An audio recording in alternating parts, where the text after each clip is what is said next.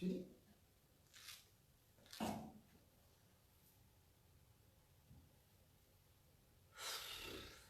Des petits soucis techniques, mais j'espère que cette fois-ci, ça ne va pas se couper. Je faisais la rétrospective de ce qu'on peut appeler la genèse de Radio Siantou qui fête aujourd'hui ses 20 ans. Et pour ne pas revenir sur ce que j'avais déjà dit, je voulais juste préciser à ceux qui sont là et qui ne connaissent pas comment s'est écrite cette histoire, qu'au bout d'un certain temps, je voulais juste être directeur. Parce que j'avais beaucoup d'obligations administratives par rapport aux responsabilités qui m'étaient assignées. Mais M. Siantou m'a appelé pour me dire, monsieur le directeur, il faudrait que vous puissiez aller montrer un exemple. Honnêtement, je n'avais rien dans ma tête.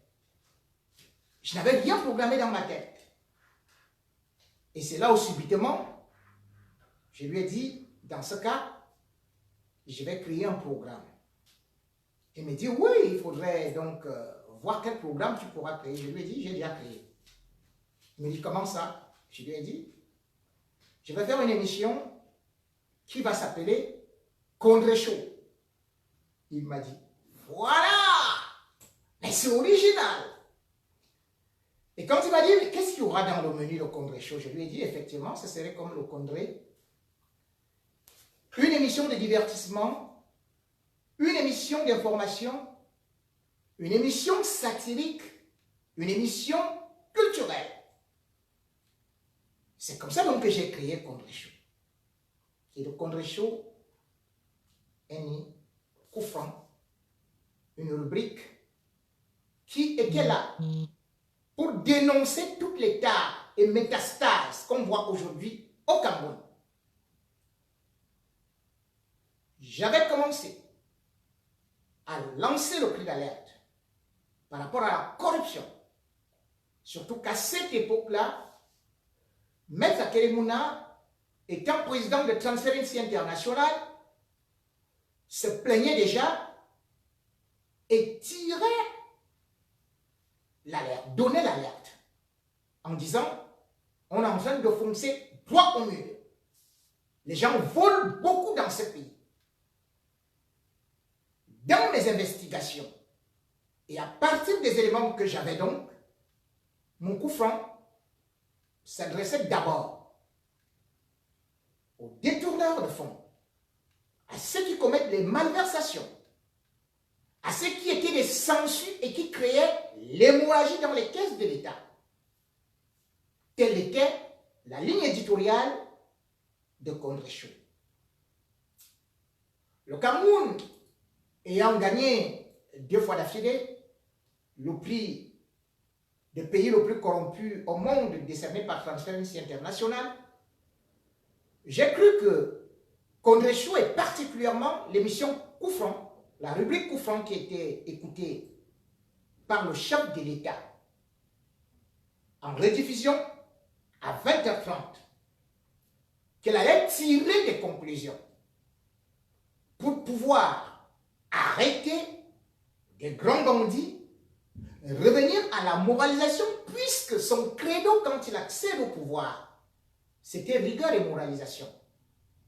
Mais j'ai été surpris qu'il aille à la radio, à la télé, dire il y a des gens qui disent qu'on a volé ceci et cela. Où sont les preuves?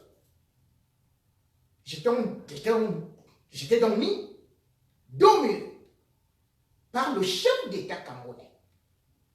Et ça me surprend aujourd'hui qu'il arrête les mêmes gens que lui-même disait où sont les preuves? Et moi, pendant que je criais, c'est moi qu'on pourchassait. Tous les vendredis à pareille heure, je réunissais mes journalistes, mes animateurs, mes techniciens, pour faire le débriefing de tout ce qui s'est passé pendant la semaine. Parce que j'écoutais la radio de l'ouverture à la fermeture. Je m'adressais à chacun. Il y a ceci, il y a cela, et il y a ceci. Je ne manquais pas de punir, y compris ceux qui me conduisaient dans mon propre programme, tel que Martin Désiré Bouta, que je salue fortement, puisque c'était lui, la matrice de contre-chaud, puisque c'était lui le technicien. Il y avait Benjamin de Benji, qui était le réalisateur. Et moi, je faisais mes textes, je demandais, faites ceci, faites cela. Mais quand il fallait punir, c'était pas que c'est eux qui travaillent avec moi, c'est eux qui étaient les premiers à subir. Mais comme je le dis, tantôt, à 20h, je commençais le débriefing. Mais quand mon débriefing finissait peut-être aux alentours de 22h, c'est à 7h que la police m'attendait dehors. Que ce soit avec le spécialiste qu'on appelait le commissaire Bokam ou encore le commissaire Nkondongo. C'est là où il me cueillait ou bien me suivait pour aller me faire un guet-apens. Ainsi, j'ai été arrêté, kidnappé, tabassé plusieurs fois, juste parce que je donnais des informations. Juste parce que je disais, voilà tel qui vient de voler ceci, j'ai tel document. Juste parce que je prenais des informations parfois de Cameroun Tribune, où je me rends compte que quelqu'un, il a réussi le concours des officiers de police. Le même jour, il réussit le concours des inspecteurs. Le même jour, il réussit le concours des commissaires. Et moi, je prends Cameroun Tribune, je dis, mais ce monsieur, il est magnifique, il est formidable. Et c'est le délégué général qui s'en occupait. Je reviens à cette histoire parce que 20 ans après, je serais mort après avoir été arrêté plusieurs fois, tabassé particulièrement par le commissaire Bokam, qui un soir, alors que Claudicière était venu au Cameroun, m'avait pourchassé, avait réussi à me kidnapper. Heureusement, il y avait un de mes collaborateurs qui m'accompagnait, qui avait donné l'alerte. Il était avec des gens qui étaient en civil, dans une 504. Il m'avait correctement tabassé, molesté. J'avais perdu connaissance. Je ne m'étais réveillé que dans la cellule. Malgré tout, j'ai continué mon travail. Et aujourd'hui, 20 ans après, je me rends compte que, bien qu'étant parti en exil, voulais-je dire, Radio Siantou a réussi à résister. J'ai réussi à faire de telle sorte que cette flamme qui avait été allumée par M. Wangtou Siantou soit entretenue par mes collaborateurs à qui je dis une fois de plus, 1000 fois merci de m'avoir accompagné dans cette exaltante tâche qui certes n'a pas beaucoup duré, mais elle a été grande. Nous avons jeté quelques grains de maïs, ça produit. Joyeux anniversaire à vous qui êtes là-bas. Et j'espère que comme je vous le disais, dans le journalisme, dans le métier que nous faisons, c'est des risques. Surtout lorsqu'on vit dans un étang de requins. Lorsqu'on est dans un régime despotique. Lorsqu'on est dans un pays totalement, ce que je peux dire, totalitaire. Excusez-moi de faire peut-être cette typologie. Ce régime n'a pas de pitié. La preuve est là. Reporters sans frontières a eu à publier hier le classement de la liberté de la presse dans le monde. Certes, les pays africains ne sont pas les meilleurs, mais quand on voit la situation qui prévaut au Cameroun, je me pose des questions. Si nous allons à reculons, si la barbarie ne devient qu'aiguë. Vous vous rendez compte, lorsqu'on regarde le dernier classement publié par Reporters sans frontières, on se retrouve avec la Côte d'Ivoire, dont on vient de moquer parce que je ne vais parler que des pays francophones.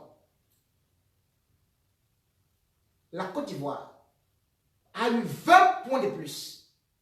Donc, on se retrouve dans le top 10. Le Cameroun n'est même pas dans le top 20 en Afrique. Et dans le monde, c'est une catastrophe. Dans le monde, vous allez voir que un pays comme le Sénégal, avec Macky Sall, occupe la 49e position. Et je parlais de la Côte d'Ivoire tantôt. La Côte d'Ivoire occupe la 60... Non, la 80... non, c'est la 72e position actuellement. Je crois même 71. 71, parce que l'année dernière, c'était 82. Donc, la Côte d'Ivoire a fait un bond pour améliorer la liberté d'expression, qui est d'abord gage de démocratie. Parce que le journaliste, c'est le quatrième pouvoir, voire le contre-pouvoir. La Côte d'Ivoire a donc abandonné le Cameroun. Un pays dictatorial comme la Gambie a réussi à faire en un an 20 bons. Donc, 20 bons en avance sur la liberté d'expression. Et quand vous venez maintenant en Afrique centrale, les pays de l'Afrique centrale, ils ont des dictatures, ils ont des monarques. Vous vous rendez compte que le Cameroun, qui est le porte-flambeau des intellectuels, le Cameroun qui a certainement les plus grands journalistes d'Afrique, le Cameroun est à la queue. Parce que même les pays qui sont dans la dictature, qu'on croyait être dans la dictature, comme la Guinée, avec Alpha Condé, la Guinée occupe la 107e position. Le Togo vient m'avant. Le Mali dépasse le Cameroun. Et quand on arrive donc, on se rend compte que le premier pays d'Afrique centrale, c'est le Gabon, qui n'est pas dans le top 100. Le Gabon occupe la 115e position. Après le Gabon, vous avez le Congo, 117e position. Après cela, vous avez le Tchad, 122e position. Et vous vous rendez compte, le Cameroun est à la 131e position. Regardez le monde extérieur. Les Denis Epoté, les Alain Foucault, les Amoube Meveke, les Willy Niba.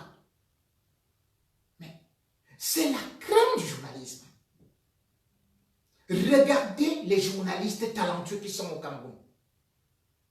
Pourquoi ce pays n'évolue pas? Le pire aujourd'hui est que non seulement on s'en prend aux journalistes, mais même à ceux qui sont seulement dans les réseaux sociaux. Facebook, ils sont persécutés. Ils sont poursuivis. Ils sont enfermés. Vous vous rendez compte?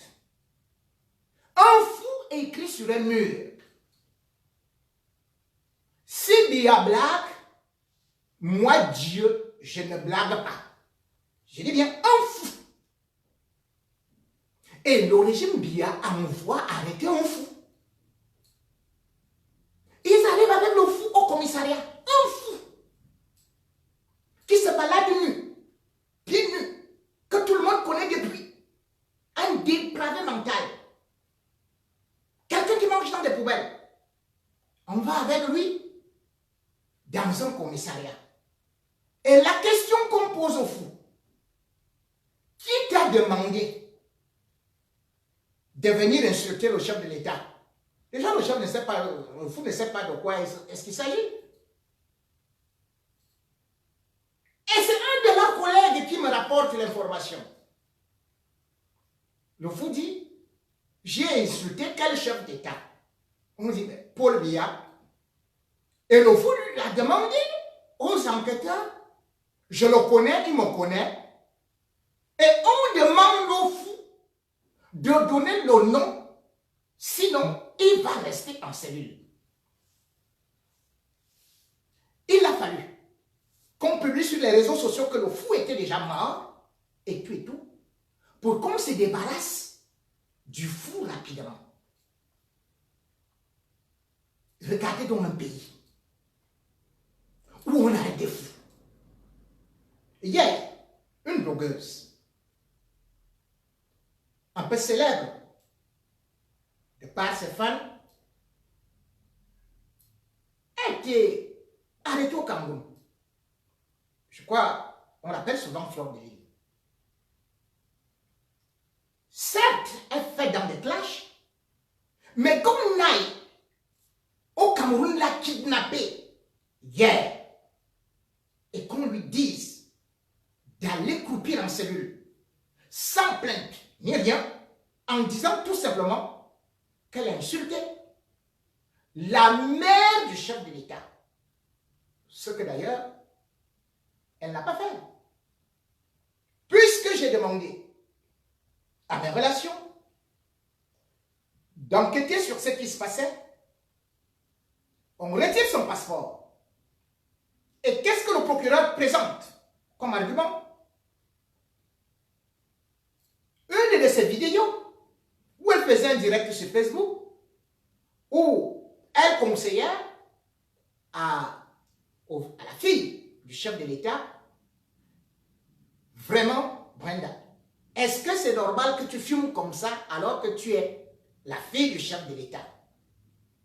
Ces propos n'étaient pas violents par rapport à la vidéo que je détiens. Puisque c'est cette vidéo pour laquelle elle est en cellule depuis hier. Aujourd'hui, c'est vendredi saint. Demain, c'est samedi. Après, c'est Pâques. C'est-à-dire que l'administration est fermée. Elle va passer ses fêtes en cellule. Juste parce qu'elle a dit ça.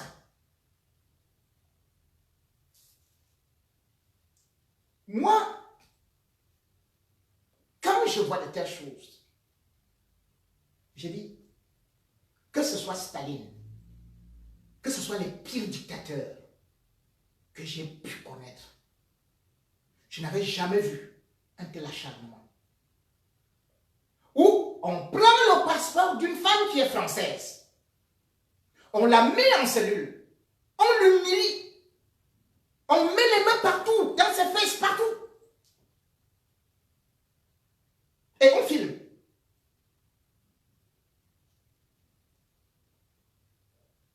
Voilà l'état du Cameroun. Ou même parler sur Facebook. Tout est archi contrôlé. Ou même critiquer le chef de l'État devient un crime. Et c'est ce crime qui me conduit au sujet de l'artiste Longuet Longuet.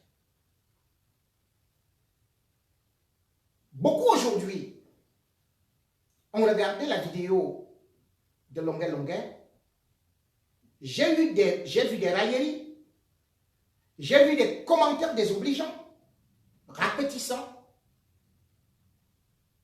Mais pour moi, dans ma chair, lorsque je vois un père de famille se mettre à genoux, juste parce qu'il a pris position sur le plan politique, juste parce qu'il a exprimé son idée, ce qui revient d'ailleurs au rôle d'un artiste, celui de sensibiliser, de délivrer des messages et même d'aller à la contestation. J'ai vu Longuet Longuet hier, à genoux, en train de pleurer, dans une sorte de théâtralité délirante orchestrée par Djemne Djemto dans un discours d'une rare bouffonnerie. Beaucoup sont en train de dire Longuet Longuet a cherché. Longuet Longuet c'est un sardinard. Maurice Kamto a induit Longuet Longuet en erreur. Et on dit, oui, c'est normal qu'il présente des excuses au chef de l'État. Parce que c'est le chef de l'État qui a fait de Longuet Longuet ce qu'il est. Je devrais rappeler une chose. Longuet Longuet n'est pas le produit de Paul Biya. Longuet Longuet n'est pas le produit de Chantal Biya. Longuet Longuet est un orphelin. Longuet Longuet, c'est quelqu'un qui a lavé des voitures. Longuet Longuet, c'est quelqu'un qui a souffert dans sa vie. Et Longuet Longuet a eu une main de Dieu. De par son travail, on lui a donné une inspiration et il a eu le timbre vocal plus ce qu'on peut dire, la création dans le texte. Longuet Longuet a passé, il était major du concours musique. C'est à partir de ce concours musique que Longuet Longuet, parce qu'ils sont premiers, réussit donc à faire un décollage. Le premier album de Longuet Longuet, qui sont en 2001, je crois, c'est Ayou Africa. Il y avait déjà les textes au vitriol. Il fustigeait déjà. Par la suite, Longuet Longuet va sortir d'autres titres à succès, comme par exemple Demander à Dieu, mais cependant, là-dedans, il y a des messages forts où il dit qu'il est contre la privatisation. C'est un message très intellectuel puisque cette privatisation que Paul Biya a menée nous a conduit au gouffre. Longuet Longuet a pris des positions en chantant en reggae. 50 ans au pouvoir, c'est la maladie de l'Afrique. Essayez, vous verrez. Ce n'est donc pas Kamto qui entraîne Longuet Longuet à se dresser contre Paul Biya. Ce n'est donc pas le charlatanisme ou l'envoûtement, comme on veut nous faire comprendre que Longuet Longuet a perdu la tête. Sa ligne musicale a toujours été le texte vraiment avec un certain humour prophylactique, avec des leçons, avec surtout un message pointillé politique. C'est du Longuet Longuet. Ce n'est pas Maurice Kamto que Longuet Longuet soutenait. Longuet Longuet était au Canada. Lorsqu'il décide de contacter l'équipe de campagne de Maître Akeremouna, qui a le mouvement Nord, c'est à partir de là que Longuet Longuet décide donc d'intégrer ce groupe et de pouvoir faire la campagne. On rend compte à Maître Akeremouna qui accepte que Longuet Longuet soit comme porte-étendard. C'est au moment où, à un jour de l'élection, Maître Akeremouna se désiste en faveur de Maurice Kamto, que Longuet Longuet, bien évidemment, lui aussi va suivre son mentor. Ce qui est tout à fait logique. Ça se passe partout comme ça en politique. Et le message qu'il a eu est aussi limpide que l'eau de roche. Papa, tu es fatigué. Pardon, va te reposer. Où est l'insulte là? Où est l'insulte de Longuet? Paul Biya est fatigué. Mais on va en retraite au Cameroun à 55 ans. Paul Biya a commencé à travailler à l'âge de 29 ans. Il a 87 ans. Et lui, il continue à travailler. Il ne veut pas donner la place aux autres. Il est incapable d'aller à Douala pendant la campagne. Il est incapable d'aller au nord-ouest, au sud-ouest, à l'est, au Grand Nord, à la Damawa. Il n'a fait qu'une seule région. Est-ce ça un chef de l'État? Tout chef d'État normal doit d'abord rendre visite à ce qu'on appelle contrôler son territoire avant d'être le résident de l'hôtel intercontinental. Et par ailleurs, Longuet a soulevé quelque chose qui est vrai. Que mais si on place Maurice Kamto, ou même à Kérémouna, n'importe qui, à côté des Biya, on dit aux Camerounais de s'aligner. Mais tout le monde va battre Paul Biya 500 fois. Il a raison, 1000 fois même. Tout le monde sait que Paul Biya gagne l'élection parce qu'il bourre les urnes. C'est un tricheur. Et d'ailleurs, vous avez la preuve. Macky Sall vient d'être élu au Sénégal pour son deuxième mandat. Vous avez vu combien de chefs d'État étaient? Combien de chefs d'État africains?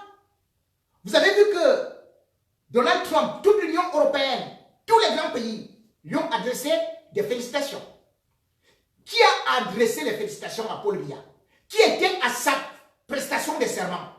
Comme chez Macky Sall ou comme chez d'autres présidents? Personne. Les seuls qui ont adressé les félicitations clandestines à Paul Biya sans en-tête, c'était Macron. Et il a nié. Parce qu'aujourd'hui, dans le rapport de l'Union européenne, ils écrivent bel et bien que l'élection présidentielle au Cameroun a été entachée de fraude massive. Ce qui signifie qu'ils ne reconnaissent pas l'élection de Paul Biya. C'est aussi simple que ça.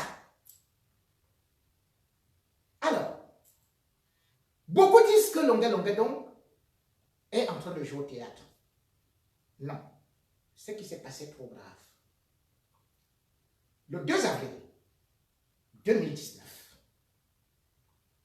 Longuet était au Sawa Hotel. C'est de là que Kalaba est venu avec ses éléments envoyés par le colonel Bangui. Or, ce qu'ils ignorent, au moment où ils font cette opération,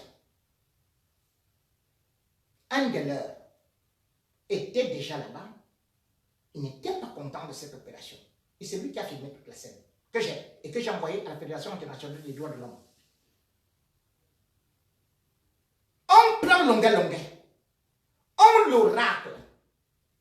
La tête de Longuet a presque fracassé le sol. Quand il tombe, on le tient par le pied. Je dis bien au savoir. On tire, on le racle à nouveau. On botte Longuet comme une balle de tennis. Je dis bien, c'est des militaires. Ce n'est pas la police. Ce n'est pas la gendarmerie. On a pris Longuet. On est parti avec lui. 2 jours en cellule. On a tabassé Longuet. Et dessus quoi, ce calabar-là, il était en train de filmer. Et il envoyait à ses amis. Longuet criait comme un animal. Voilà ce qui s'est passé. Que Longuet ne peut pas vous dire. Puisque hier, il a été invité, il a été convoqué à la régie. Entre-temps, on a déjà monté une artillerie lourde tout autour.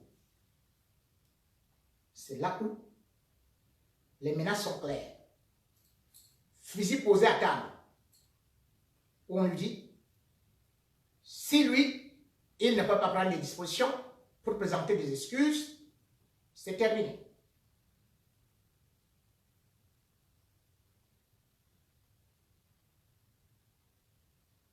Entre-temps, comme le gouvernement 7 jours fonctionnait avec les cousins, les gens qui vous connaissent, un officier dont j'ai tel le nom, avait appelé avec un autre ami. Pendant qu'il appelait, j'étais à l'écoute.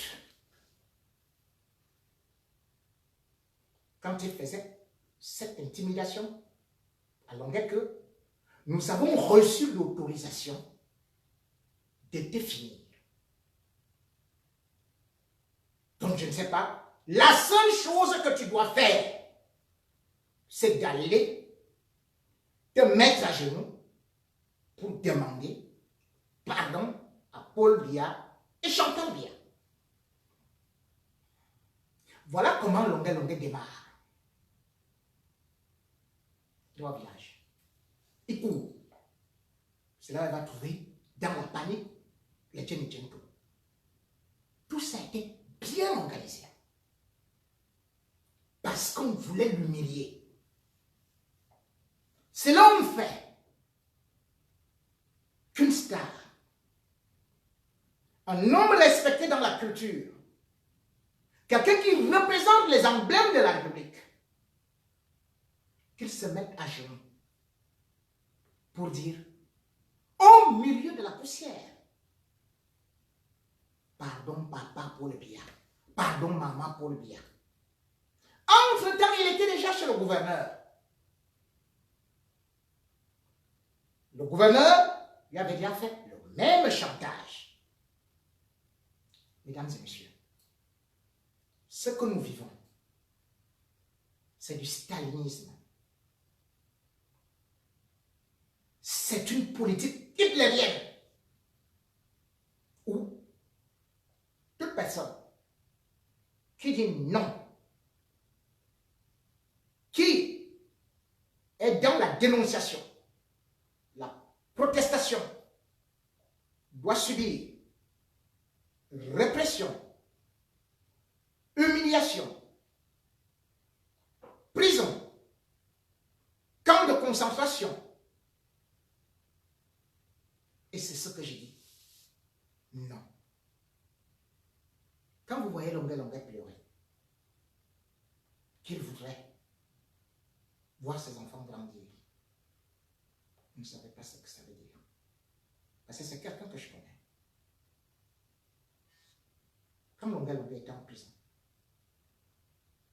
et que parfois je partais le chercher, la première chose qu'il demandait, c'était ses enfants.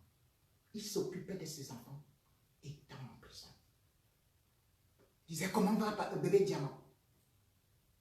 Vous voyez, il appelle même ses enfants bébé Diamant. Un père responsable. C'est pour ça que voyant ça, il s'est mis à genoux. Comment peut-on humilier un homme qui n'a fait que exprimer une liberté d'opinion? Un homme qui a fait un choix politique dans une république qui se dit démocratique. Est-ce qu'on ne jette pas les tomates sur Sarkozy ici? Est-ce qu'on ne jette pas les tomates pourries sur Macron? Les farines? Est-ce qu'on ne les insulte pas tous les jours? Paul Biya a-t-il une onction papale, seigneuriale pour faire que de son don divinatoire qu'il ne puisse jamais être critiqué? A-t-il reçu un siège céleste de telle sorte que personne ne doit le protester? C'est pour ça que je dis, et j'attire l'attention de toute la brigade anti-Sardinat et de tous les promoteurs culturels. Vous ne pouvez pas imaginer la situation dans laquelle se trouve Longué. Parce qu'avoir affaire à Bangui, avoir affaire à Kalaba, ils peuvent tout tourner. Depuis ce soir, une vidéo est en train de circuler sur les réseaux sociaux disant que Longué a transporté de l'argent pour aller donner aux Ambazoniens. Que ce sont des renseignements. Tout ça vient du même Bangui avec Kalaba. Je vous dis, c'est comme ça qu'il fonctionne depuis très très longtemps. Et ils disent qu'ils travaillent sur instruction du général Aïvo. Mon général, je connais votre probité morale. Je connais ce que vous êtes capable de faire. Mais je vous dis, ce qui est en train de se passer à Douala est trop grave. J'attire aussi l'attention du ministre de la Défense par rapport à tout ce qui se passe. Longué n'a rien à voir avec les Ambazoniens. C'est un système que M. Bangui, le colonel Bangui, celui qui a assassiné plusieurs Camerounais déjà, y compris un homme sous prétexte qui sortait avec sa femme, un jeune inspecteur de police. C'est ce monsieur qui monte toutes ces mafias. Et je vais vous expliquer comment ça se passe. Actuellement, au Cameroun, lorsqu'on veut arracher de l'argent à Douala, Bangui travaille avec les FEMAN. Ça fait que quand un FEMAN arrive, il connaît déjà que tu as telle quantité d'argent. Il t'approche, il te dit la somme qu'il veut avec Kalaba. Il se partage au milieu avec toi. Voilà ce qui se passe. Monsieur le ministre, Betia Samon, je voudrais vous rappeler quelque chose. Est-ce que vous n'avez pas été saisi d'une affaire concernant un Libanais qui est un homme d'affaires? On est venu vous raconter avec des photos, des images tournées qu'on a retrouvé les armes chez lui. Je vais vous expliquer ce qui s'est passé. Cet homme a été approché par Bangui Kalaba qui lui ont demandé la somme de 60 millions de francs CFA. L'homme d'affaires libanais a dit qu'il ne savait pas pourquoi est-ce qu'il allait donner ça. Ils lui ont dit qu'il est obligé et que ce n'est pas à négocier. Il a cru que le Cameroun était un état de droit.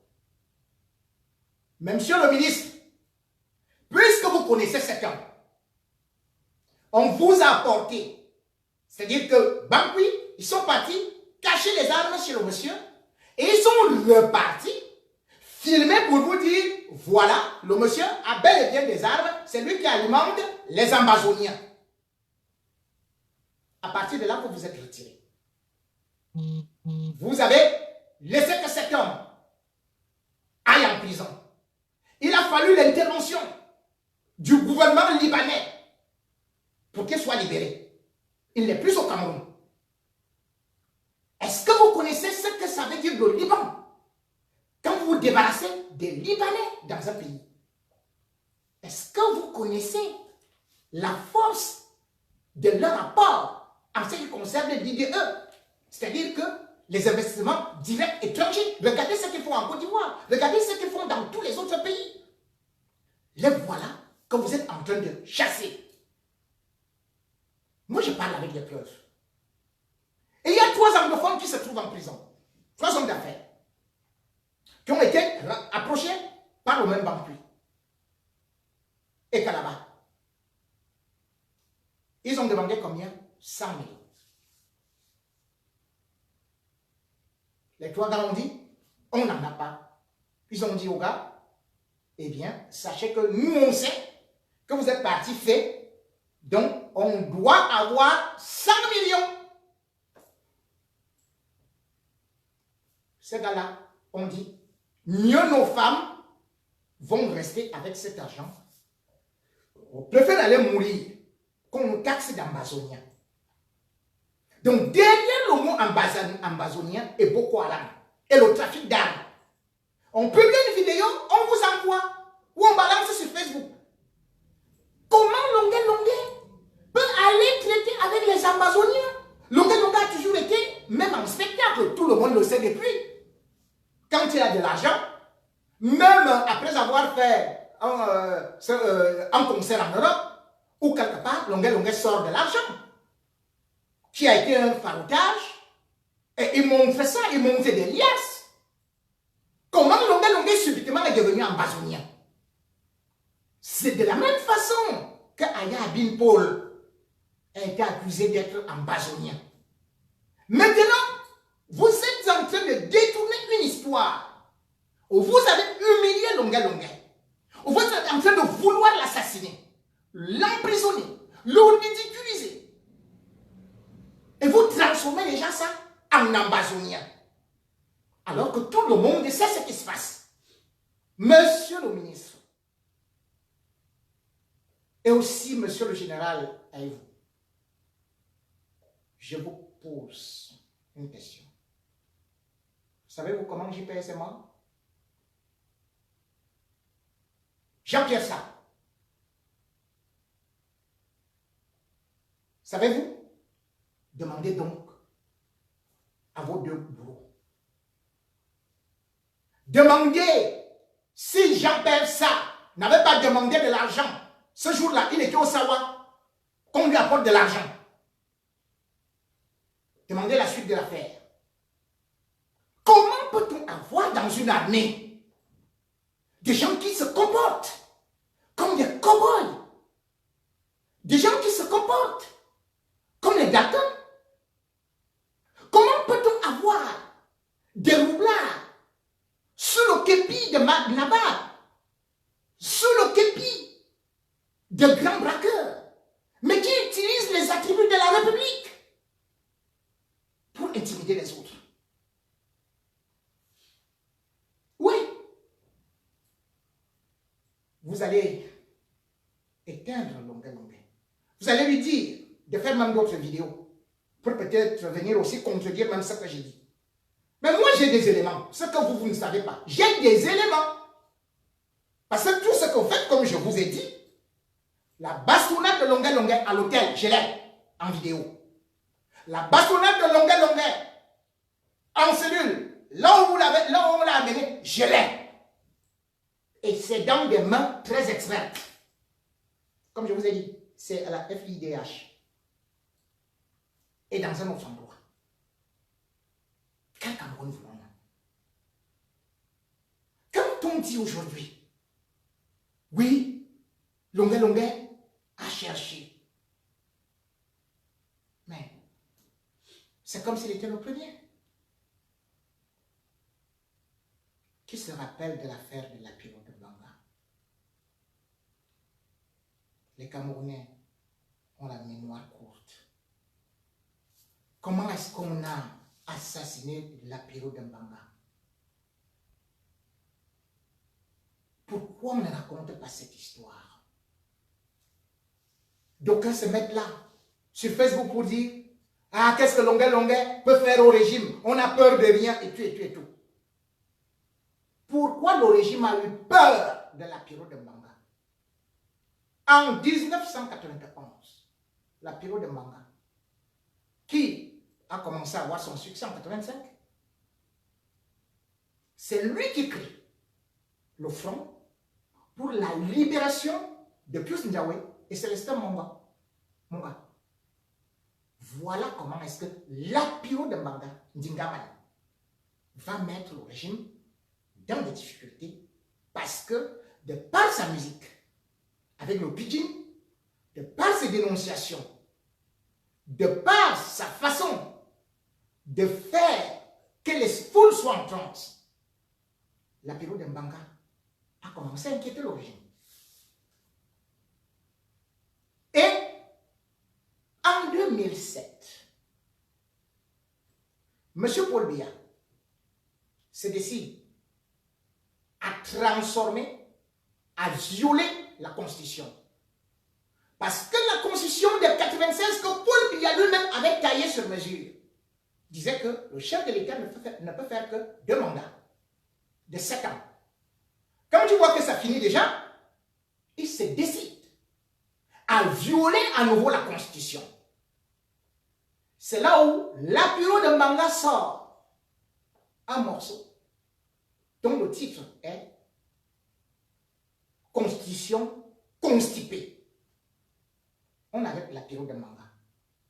On interdit les morceaux de l'apéro de Mbanga sur toute l'étendue du territoire national. Nous sommes en 2007. En 2008, les villes mortes éclatent. Parce que Biya veut forcer le verrou de la Constitution. Parce que Biya veut une fois de plus se représenter alors que la Constitution le lui interdit. Et qu'est-ce qu'ils vont faire? Ils vont donc arrêter l'apéro de Mbanga. Ils arrêtent l'apéro de Mbanga le 9 avril 2008. On l'enferme. Le temps d'enfermer l'apéro de Mbanga qui mobilisait les jeunes, on fait passer la Constitution, la fausse, le 10 avril 2008. On séquestre l'apéro de Mbanga. On le tabasse. On l'humilie. Et par la suite, l'apéro de Mbanga est condamné le 24 septembre 2008 par le tribunal de grande instance du Mungo. À combien? 3 ans de prison ferme. Plus une amende de 280 millions de francs CFA. Un artiste.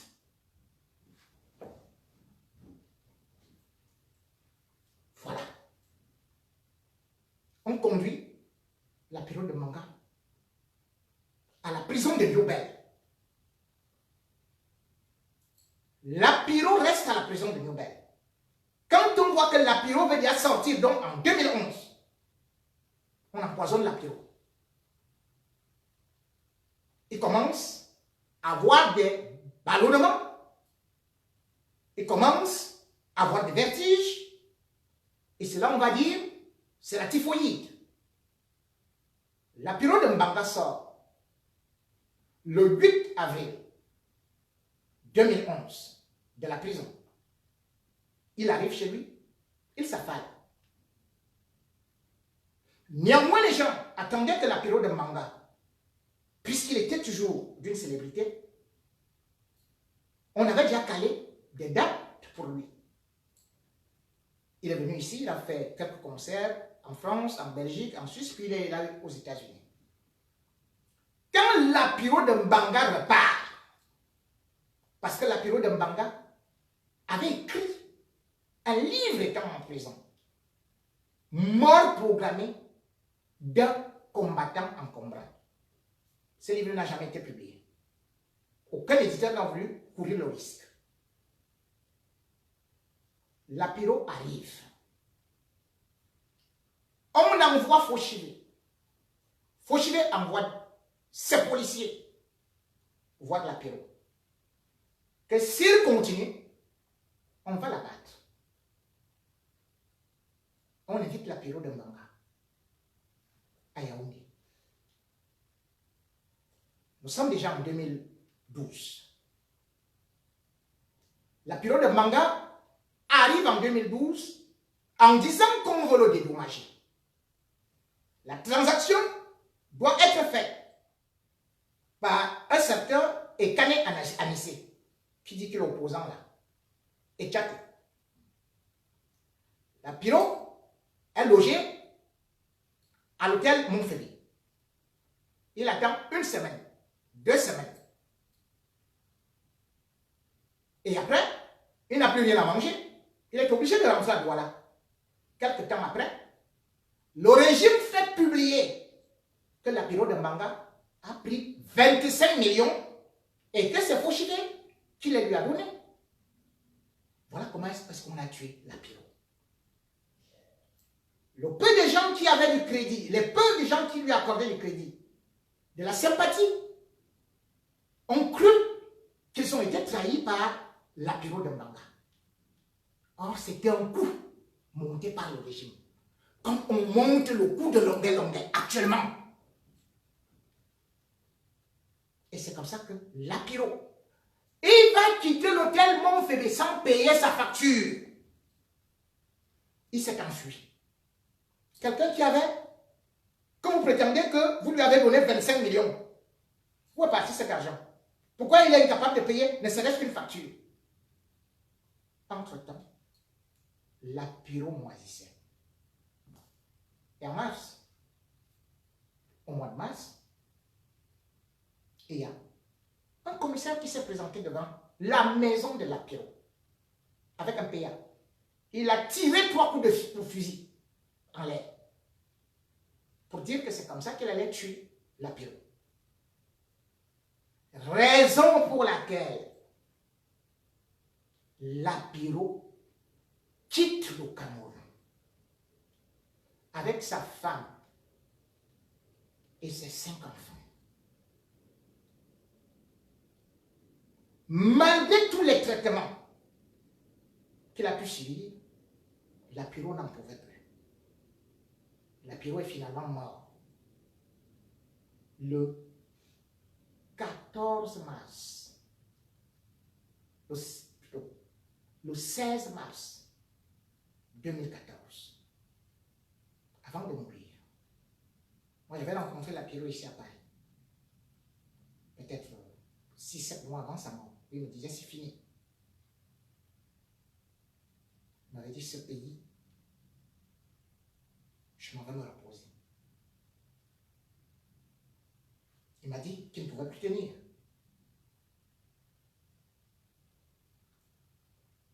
Mais l'apéro avait déjà dit qu'il ne sera jamais enterré au Cameroun. Parce qu'il a tout donné à ce pays. Il ne sait pas ce qu'il a fait de mauvais.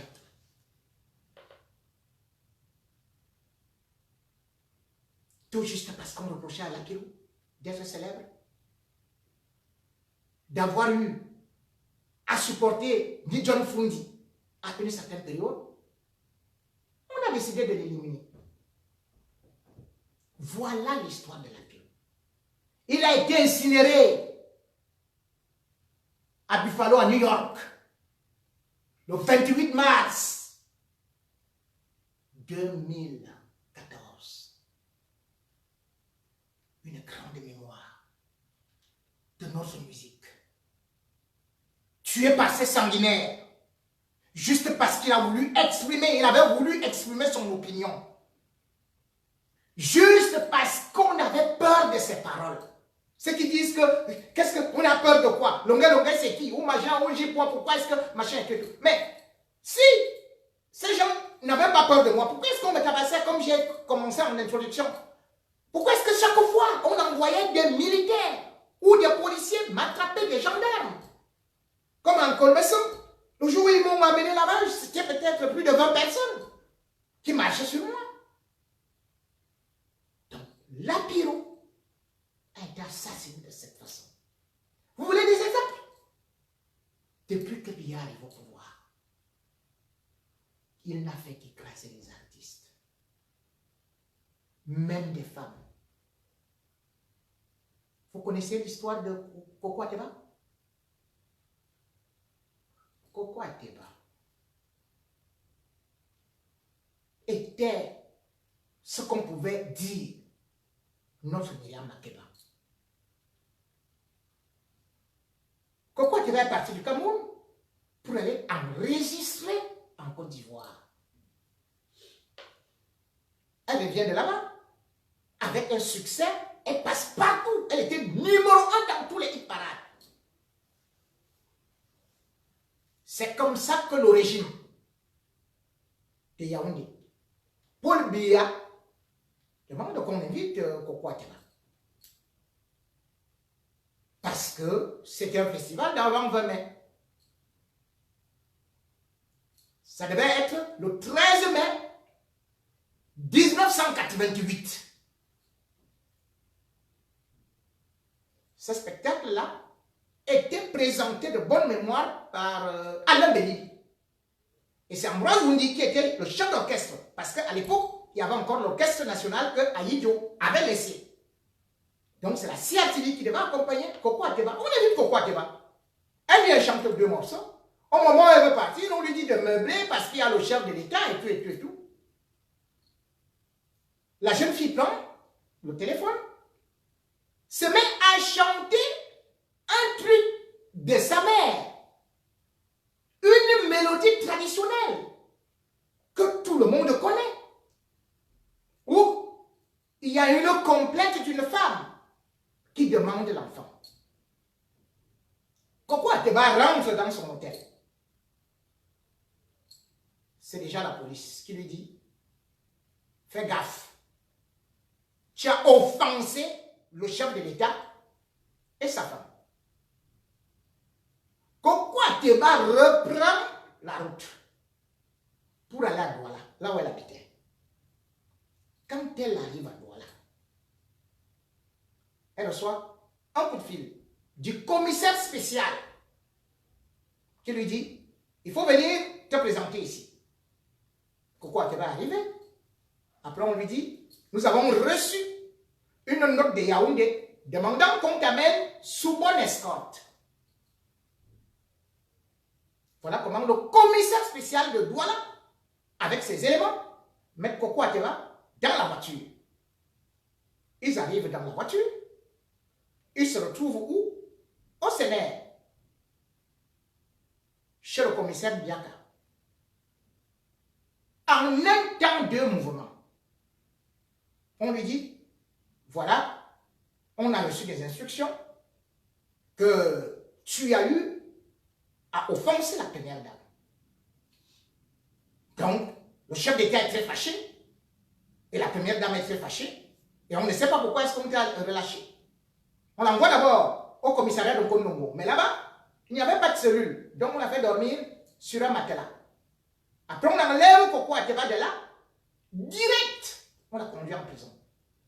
À l'époque, c'est là où se trouve actuellement les Maurice Kamto. On appelait là-bas la BM. C'est-à-dire que c'est là-bas où on mettait les hommes durs. On va enfermer Coco Ateba là-bas pendant 2 mois et demi de prison. Une femme qui n'a fait que chanter devant Paul Biya et sa femme. Et on dit non, elle a dit un truc qui a offensé le chef de l'État. Coco Ateba va sortir de là avec les interventions de beaucoup de personnalités, dont je n'aimerais pas citer les noms. On la libère provisoirement. Elle repart à Douala. Pendant qu'elle est à Douala, même chose. On lui dit redirection Yaoundé. On repart avec elle. On va avec elle. Là, il y a le Sénère, au lac. Après le Sénère, Biaka lui dit, c'est maintenant la présidence qui t'appelle. Elle arrive à la présidence. Une jeune fille de cette envergure-là, elle ne comprend pas ce qui lui arrive.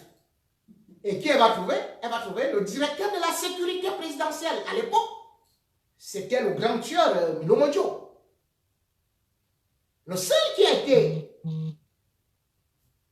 à l'époque, parce que non, il y avait aussi Evo. Il y avait Evo. C'est Evo qui a eu à conduire Coco Ateba.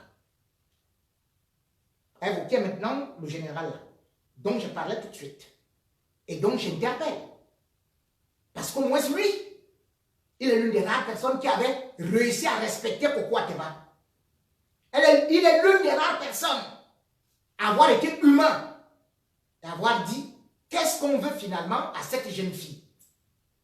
Et quand on arrive, Milo Modjo qui lui dit, voilà, il faut que tu nous donnes la traduction du texte que tu disais. Coco dit, mais moi j'ai improvisé un truc comme ça. Déjà les gens qui accusaient Coco Ateba, les gens de la garde présidentielle et tout, le chef de l'État, il n'y avait pas de bande. Puisque la CIA, comme d'habitude, n'avait même pas de bande. Et au-delà de ça, il n'y avait aucun message, il n'y avait rien. C'était juste une petite complainte comme on fait souvent. Il n'y avait rien. Et c'est comme ça que, au bout du bout, des tortures et des tortures, Coco Ateba est provisoirement libéré. On dit qu'il faut lui donner de l'argent pour que, entre-temps, elle se taise et tout et tout et tout. L'argent même qu'on donne à Coco Ateba, semble-t-il, bon, elle n'a jamais reçu puisqu'ils ont tout détourné. Donc. Mais elle sent quand même que, selon les informations qui sont arrivées, qu'on allait la tuer. C'est pour ça que, ayant eu peur, puisque déjà ces morceaux étaient interdits à la CTV, à l'époque ce n'était pas la CRTV, la CTV était dirigée à l'époque par un certain Toga. Donc dès le lendemain du spectacle, les morceaux de Coco Ateba étaient déjà interdits à la CTV. Interdits. Elle ne peut plus. C'est comme ça qu'une journaliste qui, à l'époque, était une grande figure à Afrique numéro 1, Denise Bokani, c'est elle qui va aider Coco Ateba à sortir du pays. Avec l'aide, je crois, de Marie-Roger Bilois, qui va faire que Coco Ateba aille au Canada. Pendant ce temps, Coco Ateba avait un immeuble qu'il était en train de construire. Cet immeuble, jusqu'à ce jour, 30 ans après, n'est pas fini. Elle est seulement partie au Cameroun pour enterrer sa mère. Et même jusque-là, prise de peur, même 30 ans après, son immeuble est là. Regardez comment on a détruit sa carrière. Donc ceux qui disent que lui, Longa est en train de bluffer. Hey, où est le bluff? Regardez comment la carrière de Coco Ateba a été détruite. Regardez comment un monsieur comme Salabokono, un artiste du Bikutsi, je vous prends par exemple son exemple très vite, parce qu'à l'époque, quand il sort au SAS, moi j'étais directeur du cabaret Le Parisien. Après cela, il va sortir en 96 un album Motenam. Dans Motenam, c'est-à-dire que l'homme du pays, traduction simple. Et il dit tout simplement et puis il dit qui a bu, qui a mangé. Regardez comment il y a la corruption à gauche et à droite et tout et tout. Donc, il interpelle l'homme qui est supposé diriger les Camerounais. Mais un soir, j'ai vu comment des gens sont venus le porter aux Parisiens.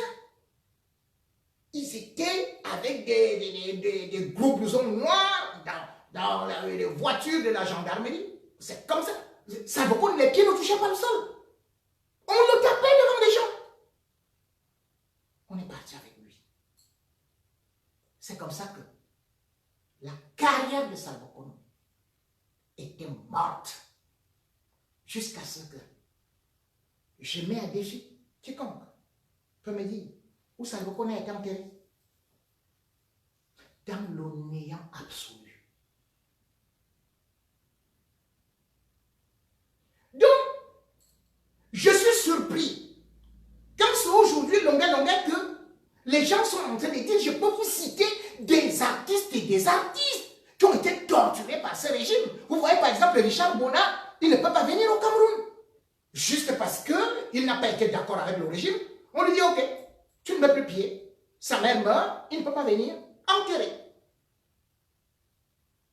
Et vous trouvez ça normal? Dans un pays, ça peut vous arriver. Ça va vous arriver.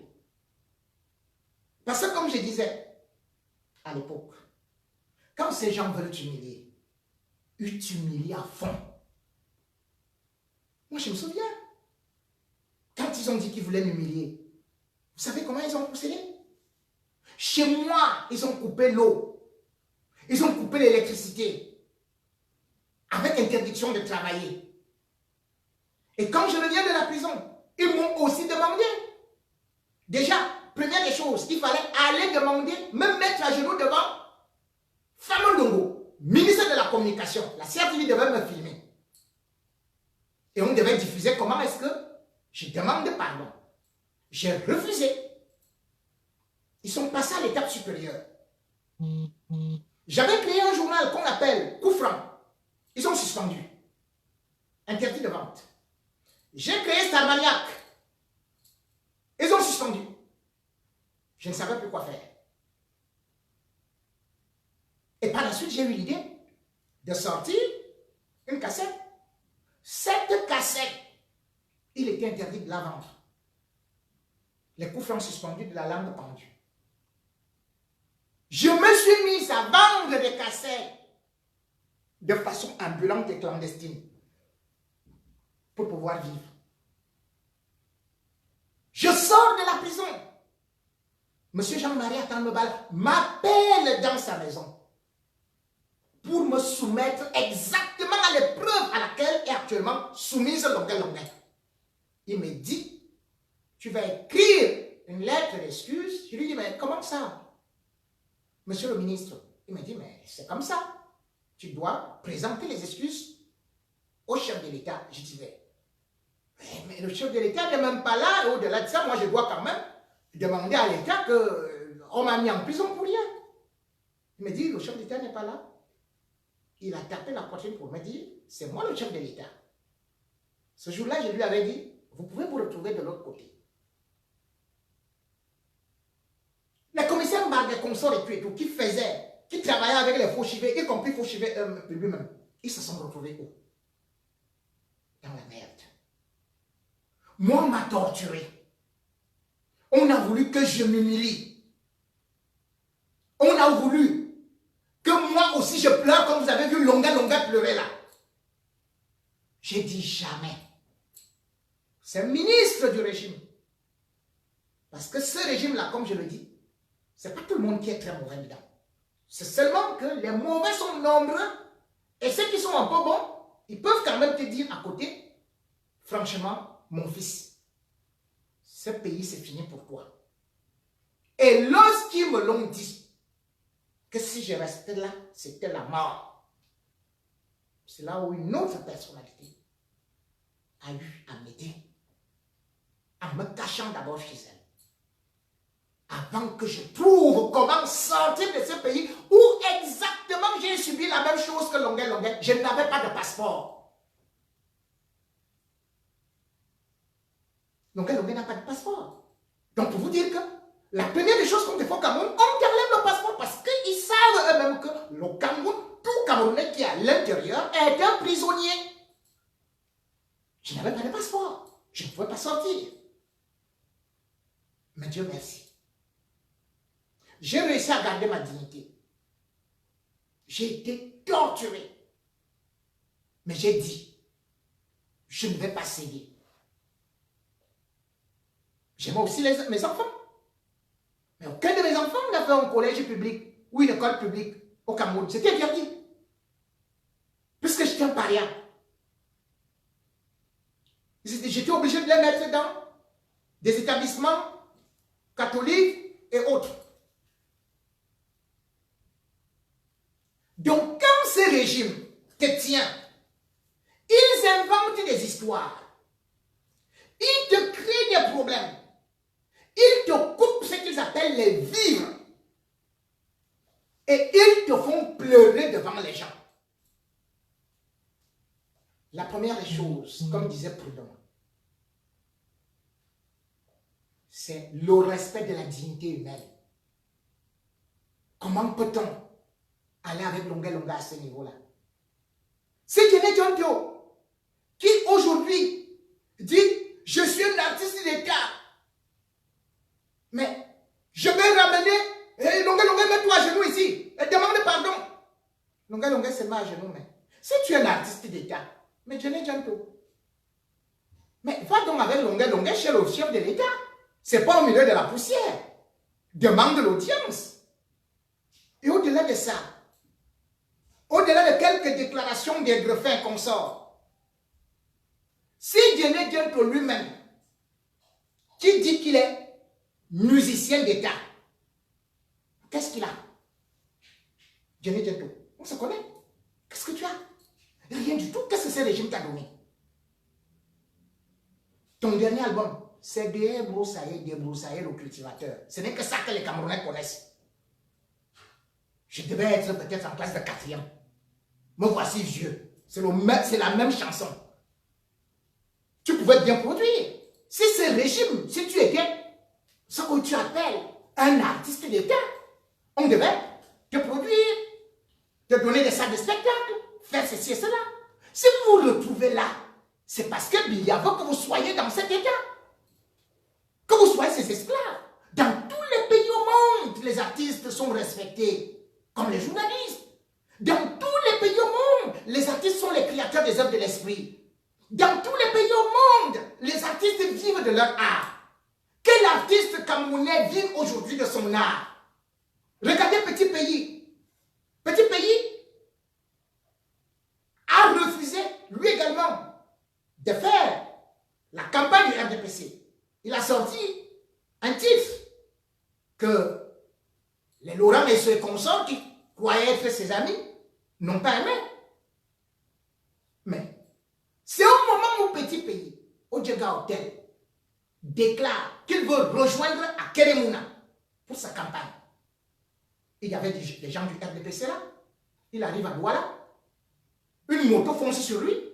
L'écrase au carrefour Makepe. Depuis octobre, est-ce que vous avez revu Petit Pays se lever? Et les pieds cassés, et les bras cassés, et les dents arrachées.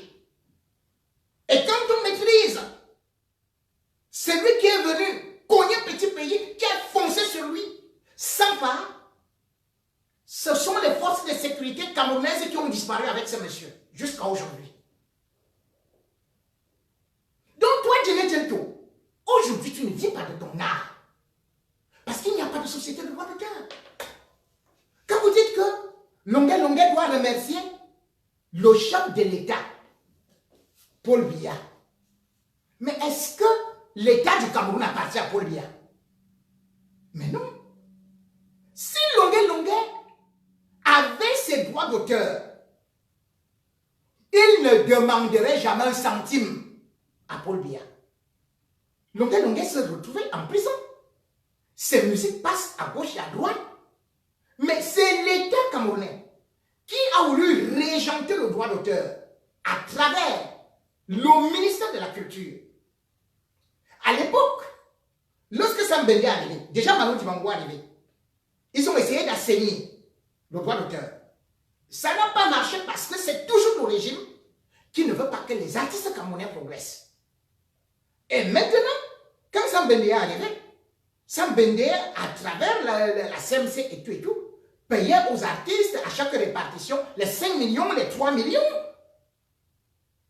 L'argent qu'on dit qu'on a aidé Longuet là, c'est combien? C'était combien? C'était 100 millions? Non. C'était quelques petites miettes. Et cela s'inscrit dans ce qu'on appelle le fonds culturel. Ça n'appartient pas à Biya. Puisque quand on regarde la déclaration des biens, j'ai vu le président sud-africain, il touche 7 000 euros. J'ai vu le président ivoirien, il touche 7 000 euros. Donc Ouattara et tout. J'ai même vu des présidents qui touchent 1 600 euros. Mais où est le salaire de Paul Biya? Paul Biya a déclaré à Jeune Afrique qu'il touche 200 euros par mois. Donc à peu près 150 000. Donc c'est 150 000 qui fait que Paul Biya fasse les dons à gauche et à droite. L'article 66 de la Constitution oblige Paul Biya à déclarer ses biens. Il ne les a jamais déclarés. Donc il vole l'argent du Cameroun. Il donne des petites miettes quelque part et les gens viennent se mettre. Merci papa Paul Biya. Paul Biya, c'est à lui le Cameroun. C'est pas à lui. L'État, c'est nous. Vous parlez de Longuet. Papa Wemba a eu des problèmes ici. Est-ce que l'État congolais n'a pas déboursé des sommes faramineuses pour sauver Papa Wemba? Regardez les artistes congolais. Regardez les artistes ivoiriens, comment ils vivent. Depuis que Paul Biya arrive au pouvoir, aucune salle de spectacle, aucune salle de conservatoire, aucune école de musique. Et Djené Djento vient dire, je suis artiste de l'État, et il est en sandalette, dans un état de clochardisation rampante. Est-ce que c'est lui qui devrait être dans cet état? Regardez tous les artistes là, comment ils meurent. Martin, père du Kutsi, il est mort comment? Vous connaissez celui qui a créé l'hymne national du Cameroun? Mikumbamba. Mais il est mort sans toucher ses droits d'auteur. Vous connaissez où se trouve Ngale Jojo? Ngale Jojo est celui qui en 82 chante pour Paul Biya. Oh, rigueur et tout. Mais, qu'est-ce qu'est devenu Ngale Jojo? Parce que Biya s'en fout de vous.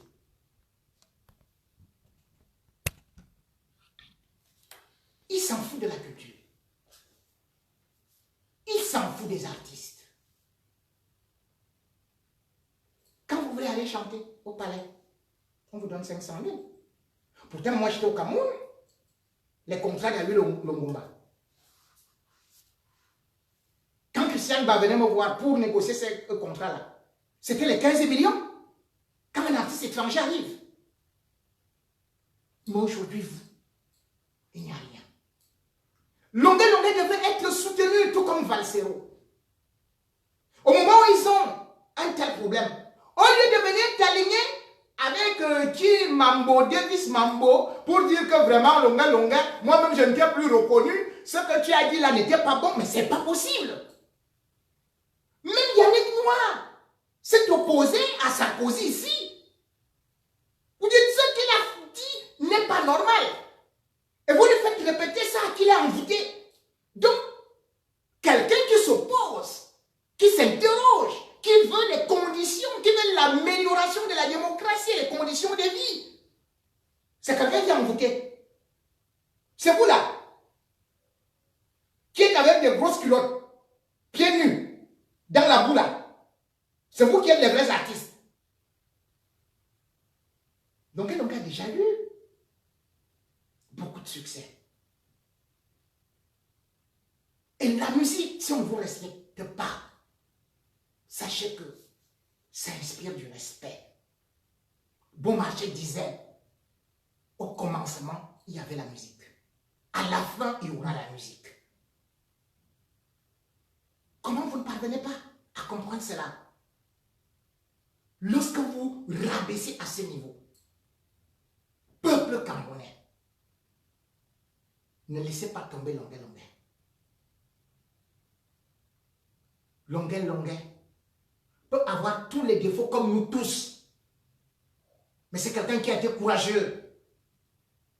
Comme Fela Ramson Kuti. C'est quelqu'un qui est courageux. Comme Alpha Bondi. C'est quelqu'un qui est courageux comme Tikenja. C'est quelqu'un qui est courageux comme Lapiro de Mbanga. Aujourd'hui, quand on le torture, chacun d'entre nous doit être torturé dans son intérieur. Où allons-nous? Est-ce de cette façon, dès que tu es journaliste, tu contestes, on t'humilie? On humilie ta femme, on humilie tes enfants, on humilie ta famille. On te transforme en monstre. Où allons-nous?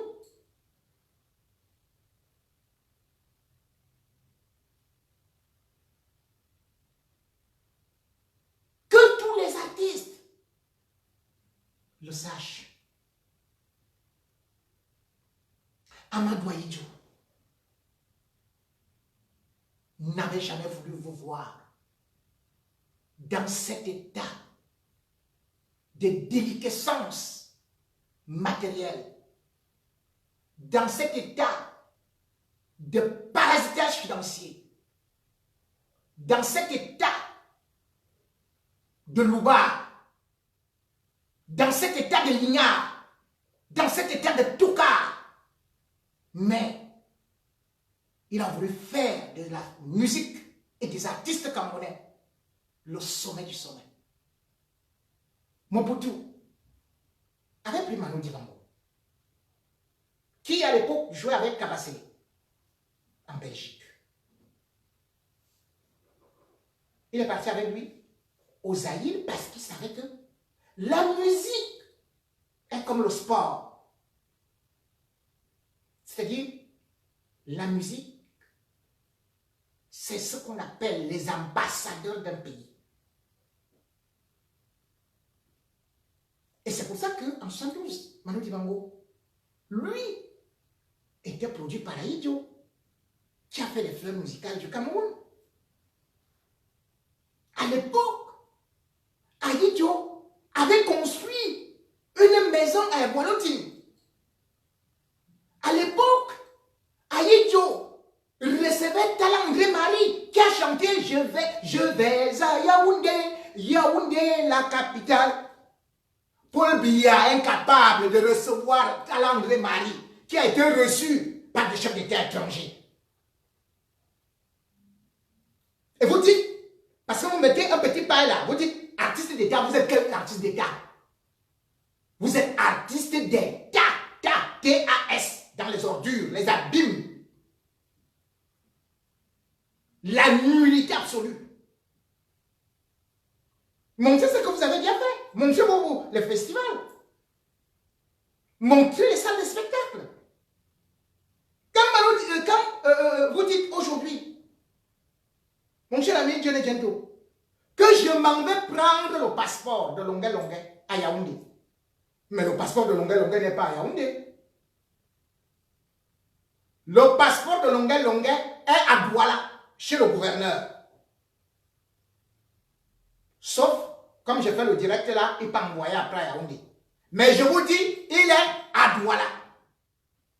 Et puis vous dites, moi je suis une personnalité dans ce pays, quand je viens, je frappe ma poitrine comme ça. Mais il fallait aider les autres artistes, il fallait aller frapper ta poitrine. Quand Lisati était malade là, elle a été malade pendant près de 10 ans. Ni le ministre de la Culture, ni personne de l'État camerounais, ni toi qui es artiste d'État, n'avait pu intervenir. Les Joe Masso et consorts qui meurent là. Pourquoi toi, artiste d'État, tu n'interviens pas?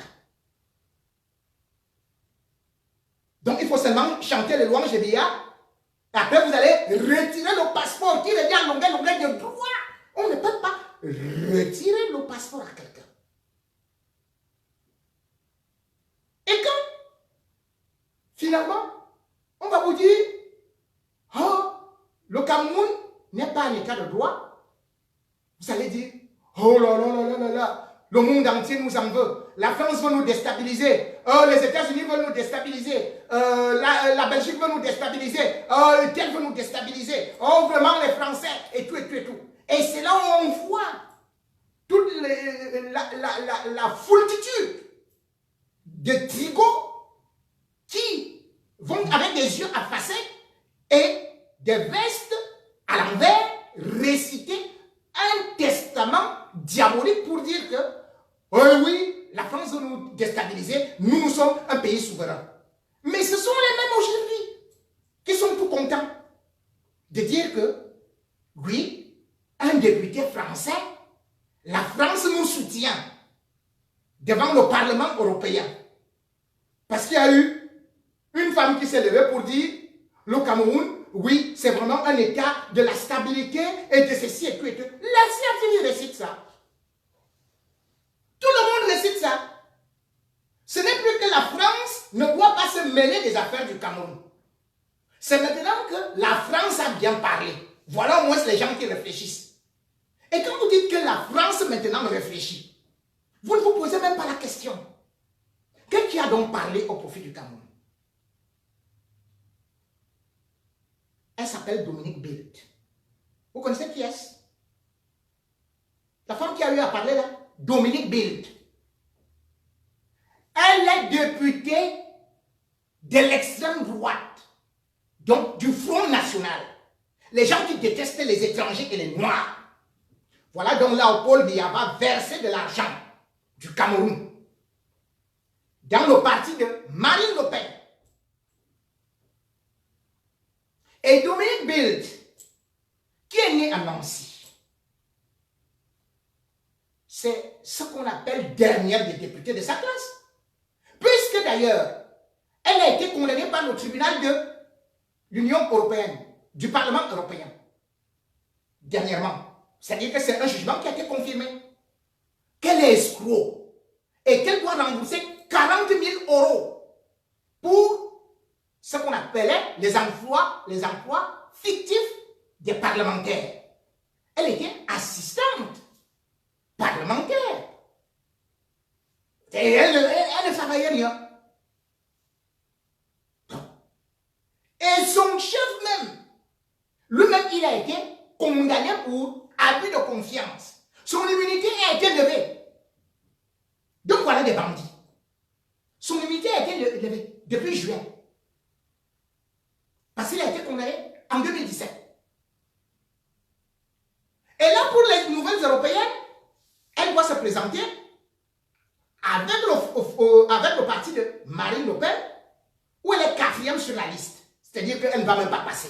C'est elle qui va donc défendre le Cameroun. Paul lui a pris des mallettes d'argent pour aller lui donner. Voilà comment est-ce que notre État fonctionne. On cohabite avec le diable. Vous pouvez vous imaginer que la femme que les gens sont en train de vanter actuellement au Cameroun, qui parle pour le Cameroun, qui parle pour le régime camerounais, est une raciste du Front National de Marine Le Pen. Vous voyez jusqu'où est-ce que Paul Biya nous a ridiculisés? Paul Biya a été le premier chef d'État africain à recevoir la famille Le Pen. C'était en mars 2007. C'est là où la femme de Marine Le Pen est arrivée. Elle a défilé avec Chantal Biya. Elles sont allées à Kribi. Elle vient même faire la première pause d'une pierre du pont. Après, elle est allée chez les pygmées. Après, elle est rentrée avec un gros sac d'argent. En 2002, quand Le Pen passe au premier tour là, Paul lui a donné une mallette. Et cette fois-ci, Paul lui a misé sur qui? Sur Juppé.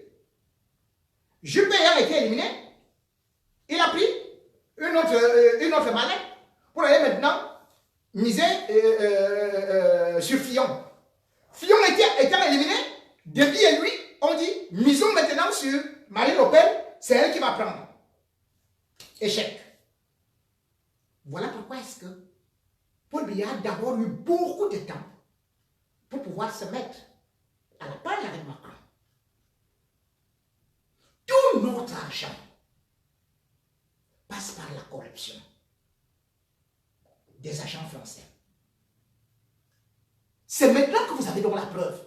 Ceux qui disaient qu'ils sont des panafricanistes, que c'est la France qui veut déstabiliser le Cameroun, vous avez donc déjà la réponse. 27 pays ont condamné le Cameroun. Ça, la France a dit non, laissons Paul Biya continuer à tuer les anglophones. Il est le gage de sécurité, le gage de la stabilité. Mais finalement, c'est ça que vous oubliez. Vous êtes en train de danser. Mais quelles sont les résolutions? À la majorité totale, absolue, l'Union européenne a décidé sur 11 points mettre serré la gorge de l'État du Cameroun. Première chose, ils ont demandé la libération immédiate de Maurice Kamto. Deuxième des choses très importantes, ils ont imposé à Paul Biya d'organiser un dialogue inclusif, c'est-à-dire avec les anglophones, y compris ceux qui sont en prison. Ils ont demandé qu'il n'y ait plus d'élections au Cameroun sans un nouveau code électoral avec toutes les parties. Est-ce que vous comprenez ce que ça veut dire là? Et vous dites que vous êtes un pays souverain? C'est 11 points, allez les lire. Donc tout le bruit que les gens du Front National ont fait là, avec l'autre zinzin que la France a envoyé, ça ne sert à rien. L'Union européenne a déjà décidé. Quand il décide, vous dites, ah, ce n'est rien du tout. Ce n'est rien du tout. C'est comme ça que Mobutu disait. C'est comme ça que Saddam Hussein disait. L'Union européenne commence toujours sous un emballage du Parlement européen. Donc, ils sortent des mesures Là, par exemple, ils ont donné au Cameroun là, 20 millions d'euros. Pourquoi vous n'avez pas refusé cet argent-là? 20 millions, c'est pour aller aider les gens de Boko Haram. Là, vous prenez l'argent d'autrui. Quand ils vont intervenir, vous allez dire que nous sommes souverains. N'est-ce pas? L'Union européenne, le Parlement européen, ce qu'il vient de faire, et tout en reconnaissant que Paul Biya a fait organiser une élection qui a connu des fraudes massives. Sachez que on est en train de conduire Paul Biya à la porte, alors que Biya, lui, avait conclu avec la France qu'on élimine tous les brontosaures, on reprend son fils pour faire la succession à la façon que la France avait organisé la succession au niveau du Gabon, entre Omar Bongo et Ali Bongo, ou encore au niveau du Togo, entre Nyansebe et Adema, et Fort Nyansebe, parce que tous, ils ont été installés. Paul Biya n'a jamais été élu au Cameroun. Ne nous trompons pas. Paul Biya est venu, il a été imposé par la France. C'est parce qu'il était le plus nul. Mais quand Paul Biya arrive, quand la France décide de l'imposer, c'est parce que Paul Biya refusait l'indépendance. Il était avec lui Paul Ojoula. Entre les Paul, il refusait l'indépendance. Ceux qui luttaient pour l'indépendance, la France a refusé de leur offrir l'indépendance. Il a pris le plus con. Puisque vous ne pouvez pas me dire que Paul Biya, qui avait le niveau de la 3e année universitaire, comme vous dites qu'il est très instruit. Mais à l'époque, le Félix Moumié était le premier docteur en économie de l'Afrique subsaharienne. Et il avait à peine une trentaine d'années, même pas 30 ans. Les Ousenda, tous c'était des cerveaux. Mais la France n'a pas voulu. La France a dit, prenons le plus con. Et c'est pour ça qu'il a dit, je suis le meilleur élève de la France. Donc aujourd'hui, vous comprenez que, quoi que nous disions, ne mentez plus les Camerounais que Paul Biya est là pour combattre la France, pour combattre les grandes puissances, pour combattre ceci. Non. À l'époque, nous avions notre port. Il a vendu à Bolloré. Il l'a offert à Bolloré. À l'époque, nous avions notre chemin de fer. Il a offert à Bolloré.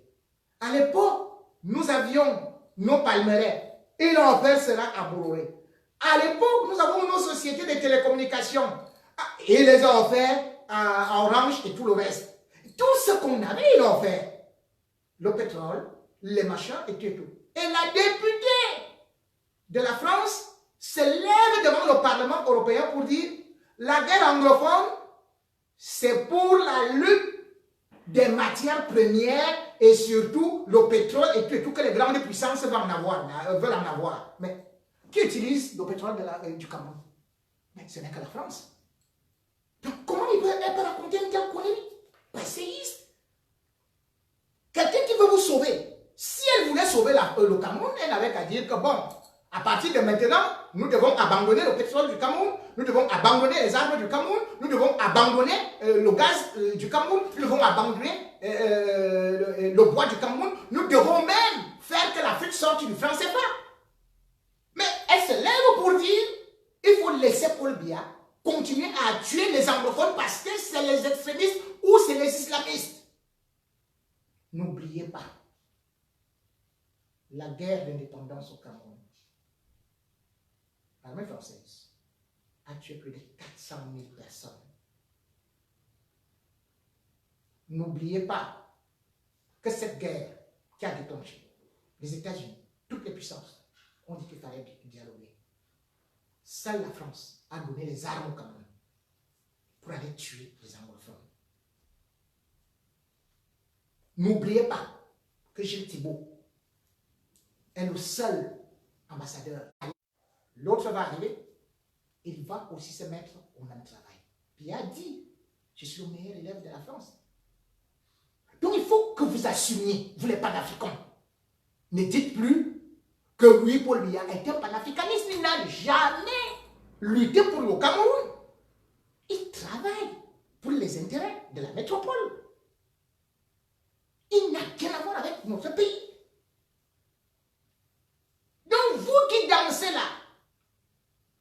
partie défendre, la France est partie défendre le Cameroun au Parlement européen. Sachez donc qu'après avoir fait le blabla là, les mesures sont prises. Et sachez que les États-Unis, quand ils commencent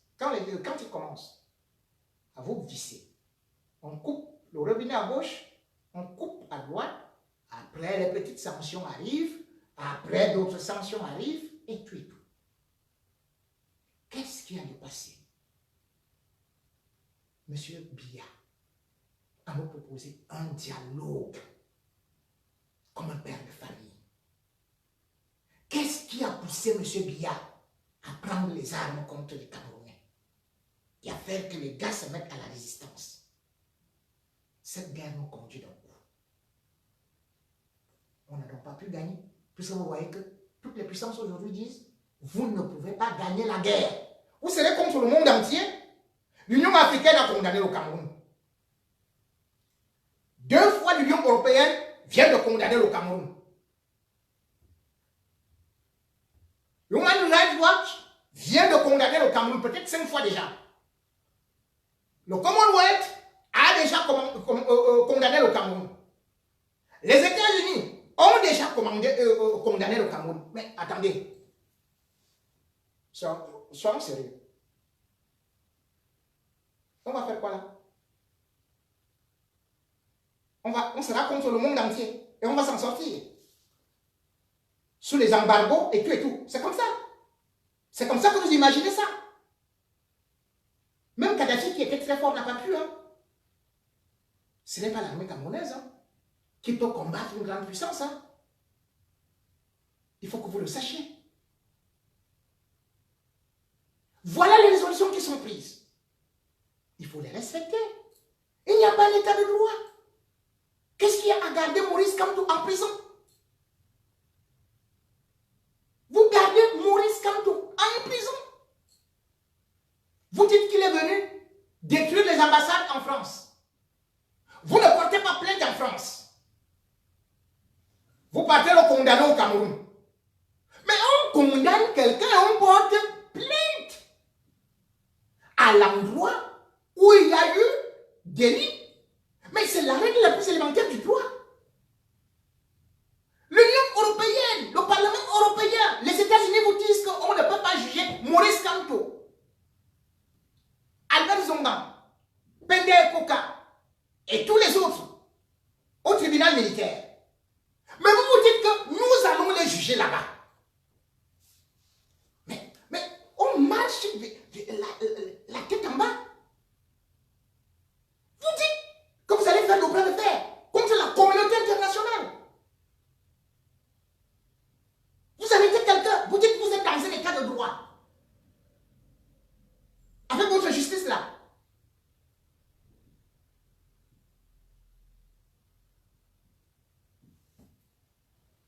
Mais, vous oubliez une chose. Quand maintenant Maurice Kamto porte plainte contre le porte-parole du gouvernement en France, vous dites non. Ah, vraiment, il veut déjà que la France se mêle de nos affaires. Mais attendez. Le premier ministre de Paul Biya, le premier conseiller de Paul Biya s'appelle qui? C'est Yvonne Omnes, ancien ambassadeur de la France au Cameroun. Là, vous ne vous plaignez pas. Quand la France prend la position pour le gouvernement camerounais, c'est bon, il n'y a pas d'ingérence. Quand Maurice Kamto porte plainte contre le ministre de la Communication qui est parti parler à RFI, le siège de RFI c'est Paris, donc il doit porter plainte à Paris. Mais c'est tout à fait logique. Vous dites que non, il n'est pas dans son droit. Gardez le don en prison. Mais c'est une bombe que vous gardez. Parce que ça va éclater entre vos mains. Vous ne pouvez pas continuer à supporter cela. Il est en train de montrer ce que vous êtes réellement. Ce que vous avez toujours caché. Il est en train de vous étaler toutes vos saletés, toutes vos impuretés, toutes vos jongleries. Magou et Karambouy, il est en train de vous mettre à nu. Vous croyez que vous êtes en train de l'humilier? Non, non, non. Et c'est ça. Demain ou après-demain, vous allez dire que c'est nous qui n'aimons pas le Cameroun. C'est comme à l'époque, en 2016, je vous disais, le Cameroun ne peut pas organiser la CAN 2019. Vous m'avez dit que j'aurais honte. Qui a maintenant honte? Un chef d'État qui dit le Cameroun sera prêt le jour dit. Regardez, où en sommes-nous? Même pour les maillots,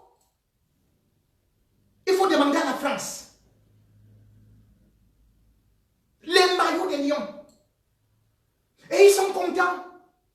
Les Lions indomptables seront habillés par Coq Sportif. Mon Dieu. Vous connaissez ce que c'est que Coq Sportif? Je devrais vous citer. L'équipe de France elle-même n'est pas habillée par Coq Sportif. C'est l'antiquité. Lointain. En Ligue 1, aucune équipe n'est habillée par Coq Sportif. En Première Ligue, aucune équipe n'est habillée par Coq Sportif. En Liga, donc en Espagne, aucune équipe n'est habillée par Coq Sportif. Dans tous les championnats européens, il n'y a qu'une seule équipe qui est habillée par Coq Sportif. Presque gratuitement. C'est la Fiorentina, en Italie. Coq Sportif n'est même pas parmi les 30 premières marques. Le Cameroun était habillé par Puma. Vous venez avec le coq. Donc on va mettre les plumes de coq là. Vous n'avez même pas honte. À la Coupe du Monde 2018, citez-moi une seule équipe que vous avez vue avec Coq Sportif. Vous aimez toujours prendre les derniers. La France vous impose Coq Sportif, alors que les Bleus ne s'habillent pas en Coq Sportif. Mais est-ce qu'on est même... Je ne comprends pas. C'est comme un entraîneur qui avait été chassé dans tous les clubs ici. Paul Le Guen. Il a été imposé par François Fillon à Paul Biya pour la Coupe du Monde 2010 en Afrique du Sud. Paul Le Guen. On a dit à Paul Biya, auparavant que oui, il faut prendre Paul Le Guen. Et c'est comme ça qu'on a recruté Paul Le Guen. Maintenant, c'est Coq Sportif. Même les marques comme Capé, Umbro et tout sont au-dessus. Les premières marques, c'est Nike. Après Nike, c'est Adidas. Après Adidas, c'est Puma. C'est après que vous avez Umbro et tout le reste. Vous partez prendre une marque et vous dansez au Cameroun. Que la France va maintenant habiller le Cameroun. Mais les Français eux-mêmes ne s'habillent pas avec cette marque du Néandertal. Voilà donc là où nous en sommes. Notre argent est fabriqué ici, en France. Nos décisions, c'est ici en France. Le Parlement, c'est ici en France. Paul Biya, son gouvernement, c'est ici en France. Ses comptes rendus, c'est en France. Et même les petits billets d'argent qu'on avait, qui avaient souvent le français, l'anglais, tout est dit en français. Et vous dites que c'est lui le panafricaniste. Mesdames et messieurs,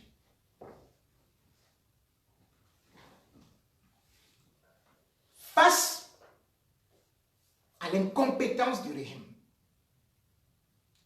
face à la nocivité du pouvoir dictatorial de Paul Biya,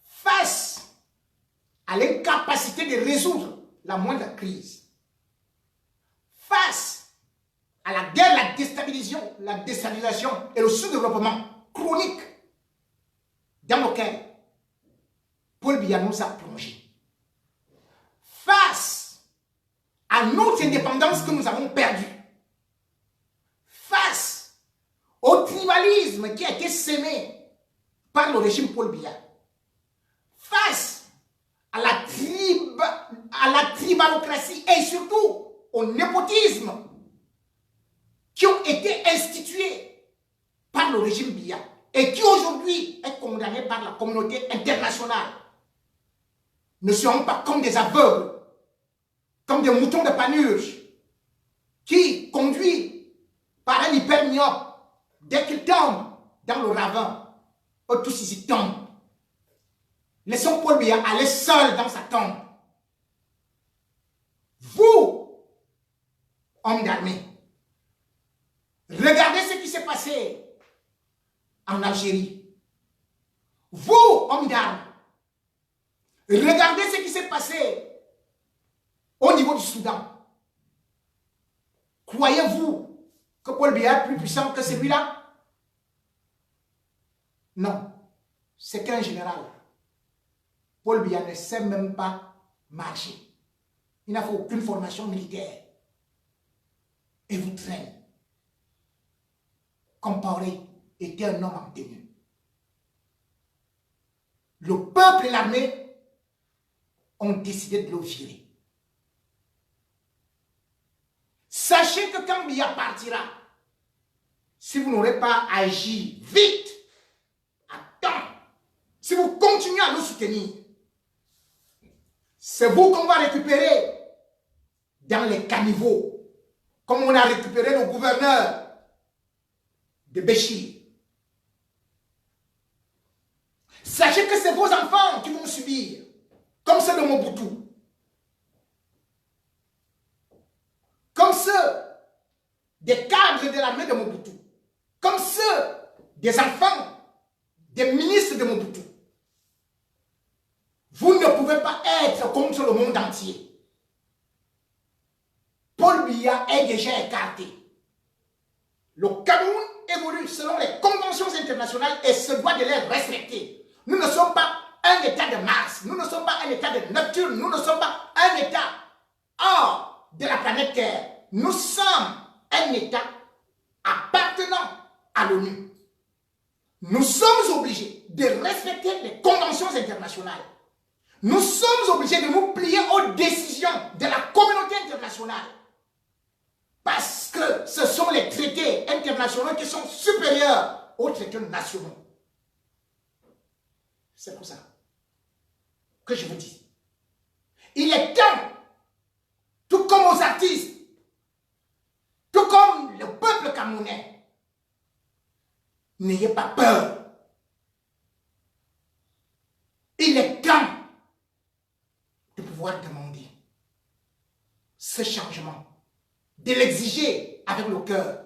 Mais si vous laissez chacun aller se faire morfler, aller se faire ridiculiser, comme l'a fait Longuet, et que vous êtes caché dans votre petit coin et recoin, votre tour inlassablement, incontestablement, inévitablement, irrémédiablement arrivera.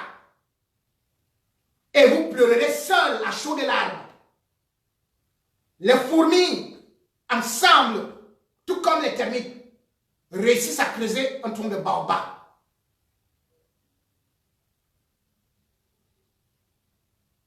C'est pour vous dire que personne n'est plus fort que le peuple. Tout le bruit qu'ils font là, le chômage que vous subissez, vous allez encore beaucoup plus subir ça. Parce que la communauté internationale ne fera que durcir. Et ne vous en faites pas. Elle arrive. Elle arrivera. Et Paul Biya fuira.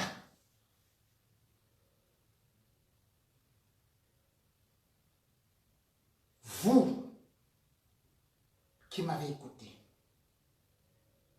vous qui savez ce que c'est que l'avenir de vos enfants, votre avenir, écoutez la sagesse de Bouddha qui disait, je cite,